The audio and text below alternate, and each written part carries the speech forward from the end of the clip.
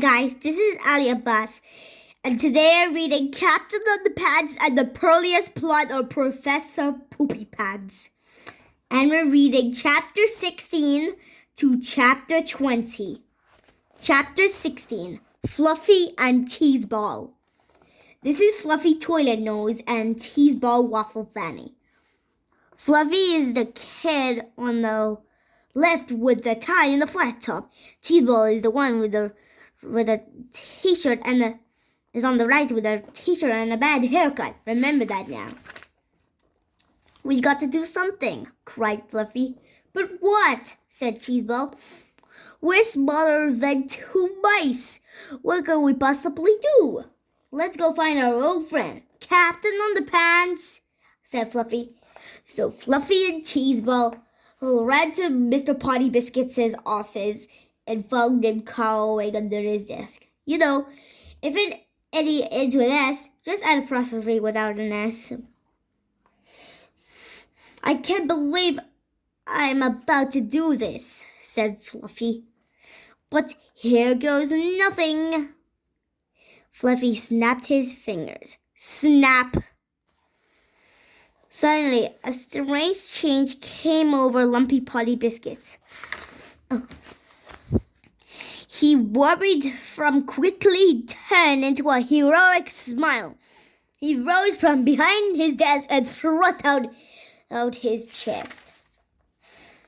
In no time at all, Mr. Potty Biscuits have removed his outer clothing and tied a red curtain around his neck. Tra-la-la, sang the hero. Captain Underpants here. Cool, said Cheeseball. But from now on, you have to call yourself Buttercup Chicken Fatty. The guy in the turtle suit says so. Hey, said Captain Underpants. I don't take orders from anybody. Great, said Fluffy. Now fly out that window and bring back that machine thingy with the lava lamp on top. Yes, sir, said Captain Underpants. Chapter 17. Captain Underpants to rescue. Captain Underpants flew down to the ground and grabbed a Goosey Grove 4000. But on his way back up, he was spotted by Professor Poopypants. The evil professor zapped Captain Underpants with a bolt of energy from the Shrinky Pig 2000. Berserk. Suddenly, the waistband warrior began to shrink even smaller than before. He flew back to the tiny school carrying an extremely small Goosey Grove 4000, and he dropped it into Fluffy's hand. Hey, where's Captain Underpants? Asked Fluffy. I don't know, said Cheeseball. I think he got shrunk so small that we can't see him anymore. Well, just stop here for reading. Including of those two names got changed. On the third page, they could just write like Gidget Hamsterbrains of the picture of Professor Poopypants, so right and crossed his name. Yeah. I don't know, said Cheeseball. I think he got shrunk so small that we can't see him anymore. Well, said Fluffy, at least we have this little invention thingy. How is that going to help us? Asked Cheeseball. I saw Professor Poopypants use it to make that pencil grow really big. Like in the last part, said Fluffy.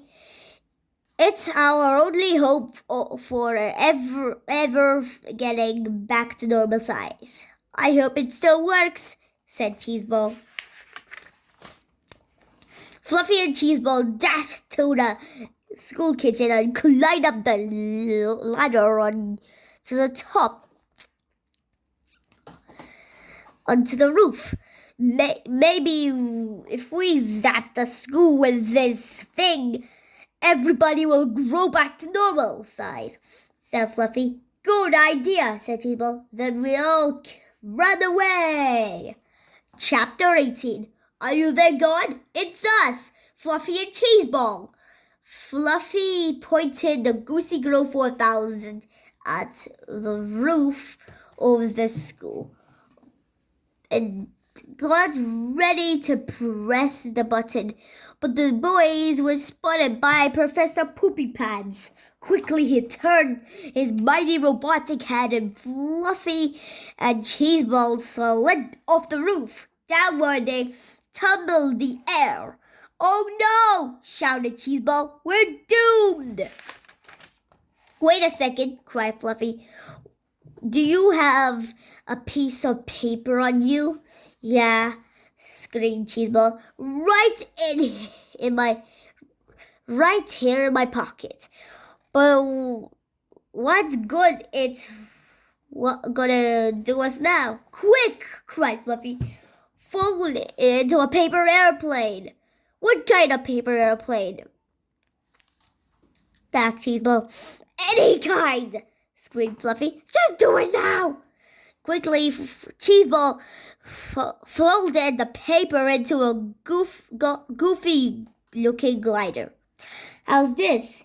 he screamed. "Great!" yelled Fluffy. "Now hold it steady." Fluffy pointed the tiny Goosey Grove 4000 at Cheeseball's airplane, and he pressed the button.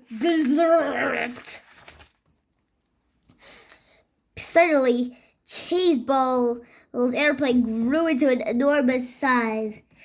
Fluffy's and Cheeseball flopped down into it, and the paper airplane took off, gliding through the air. "Oh man!" cried Cheeseball. "I can't believe that worked." "We're not out of this yet," yelled Fluffy. Chapter 19. The Flight of the Goofy Glider. Fluffy and Cheeseball had to admit that it was pretty cool flying over the city straight on the paper airplane, but didn't even seem to mind the fact they were only about 2 centimeters tall each. But you can't possibly imagine the boys' concern when they started heading straight for a wood chipper. "Oh no!" cried Fluffy. "We're gonna get a wood chipper to death!" Cheeseball couldn't look. He put his hands over his eyes and waited for the inevitable.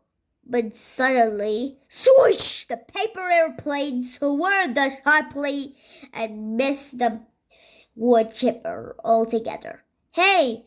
cried Fluffy. "How did that happen?" "I don't know," said Cheeseball. "I'm not steering this thing." The boys had barely caught their breath when a small dog noticed that the airplane came running after them. "Oh no!" cried Cheeseball. "We're gonna get eaten by a sausage dog."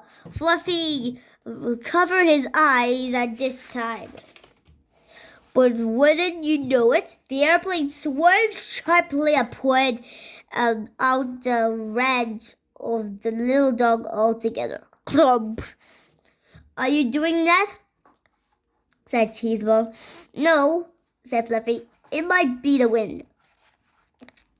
Finally, the paper airplane landed in a wet, sticky pile of hot tar. "Yuck!" said Fluffy. "What could be worse than getting stuck in a pile of tar? Maybe getting crushed by a big streamable thingy," said Cheeseball. "You sure have an active imagination," said Fluffy.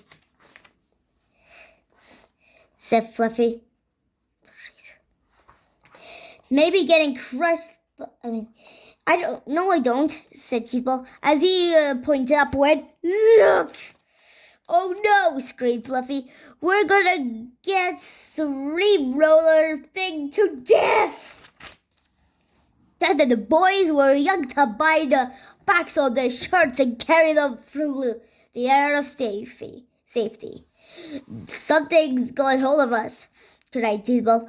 "But I can't see what it is. It must be Captain Underpants, said Fluffy. We just can't see him because he's so small. Hey, said Cheeseball, I bet he was steering the airplane out of danger too. Our hero, the boy shouted. Chapter 20. Extra, extra, extra, extra, extra, extra, extra, extra, extra large underpants. Fluffy and Cheeseball landed safely in an abandoned alley. We've got to enlarge Captain Underpants so he can fly Professor Poopypants, said Fluffy. The fate of the entire planet is in our hands. But how could we enlarge him if we can't see him? Asked Cheeseball. Good question, said Fluffy. Wait, said Cheeseball. I got an idea. How could he called out as loud as he could, Captain Underpants, we can't see you, but if you can hear us, fly over and land on my finger. We have a machine can make you big again. The boys waited in a few seconds. Look, Fluffy, said Cheeseball. There he is. See? He's that little tiny speck on my finger. Now just aim the machine at that little speck. But don't zap at my finger, okay? Don't worry, said Fluffy. I'm a great shot with this thing. I won't zap your... Oops! Sorry. The good news that Captain Underpants had grown larger and that was now visible. The bad news, well, let's just say that Cheeseball was picking his nose with his right hand from now on. Fluffy gave Captain Underpants a few more shots from the Goosey Girl 4000. The Wasteman Warrior grew and grew and grew until he was 10 stories high. Finally, the colossal captain headed towards the preposterous professor. A showdown was about to begin. The little boy from chapter 13 happened to be walking by with his mother again. He looked up and saw a giant man in his underwear getting ready to fight a huge robot